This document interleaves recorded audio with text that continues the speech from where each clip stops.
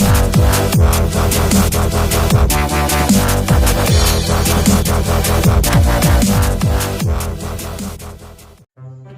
perkenalkan nama saya Juliman Syukur Baiha.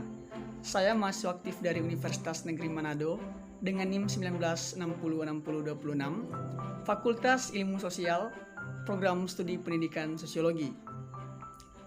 Video ini saya buat untuk memenuhi tugas dari mata kuliah Sosiologi Politik. Sebelumnya, materi yang saya pilih atau yang saya paparkan adalah budaya politik dan birokrasi. Budaya politik merupakan pola perilaku suatu masyarakat yang dalam kehidupan bernegara mencakup penyelenggaraan administrasi negara, politik pemerintahan, hukum, adat istiadat, dan juga norma kebiasaan yang barangkali sering dilakukan ataupun dirasakan oleh masyarakat dalam kehidupan sehari-hari. Nah, sesuai dengan sumber yang saya dapati, konsep budaya politik ini muncul dan mewarnai wacana ilmu politik pada akhir Perang Dunia Kedua. Nah, ini merupakan dampak daripada perkembangan ilmu politik di Amerika Serikat. Dan juga sebagaimana diungkapkan oleh beberapa ilmuwan politik setelah Perang Dunia Kedua selesai, di Amerika Serikat terjadi yang disebut dengan revolusi dalam ilmu politik. Nah, ini sering disebut dengan istilah behavioral revolution. Budaya politik dibagi menjadi beberapa bentuk. Menurut Gabriel Abraham Almond, dia mengklarifikasikan ada 3 bentuk daripada budaya politik itu sendiri. Sekilas info, Gabriel Abraham Almond ini seorang ilmuwan dari Amerika Serikat. Jadi dia mengklarifikasikan ada 3 bentuk daripada budaya politik. Yang pertama, budaya politik parokial. Budaya politik parokial ini artinya tingkat partisipasi politiknya bisa dibilang sangat rendah. Nah, ini disebabkan oleh faktor kognitif atau faktor pengetahuan. Nah, misalnya tingkat pendidikan relatif rendah. Saya berikan contoh daripada budaya politik parokial ini, yaitu tidak ikut serta dalam pemilu.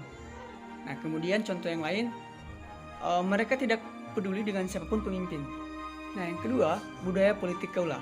Budaya politik kaula artinya masyarakat bersangkutan memang sudah relatif maju, namun masih bersifat pasif. Nah, contohnya melakukan golput. Contoh lain, tidak berani mengkritik kebijakan pemerintah yang barangkali kebijakan tersebut bisa menimbulkan kontroversial di dalam masyarakat. Nah, yang ketiga atau yang terakhir yaitu budaya politik partisipan.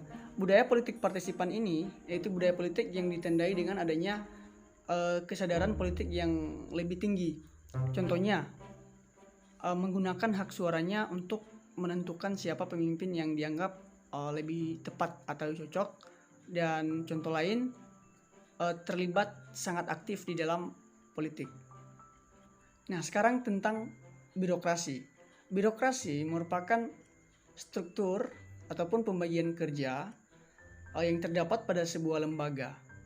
Nah, ini misalnya seperti pemerintahan, rumah sakit, dan juga sekolah-sekolah. Nah, birokrasi dapat diartikan sebagai sebuah tata kelola pemerintah.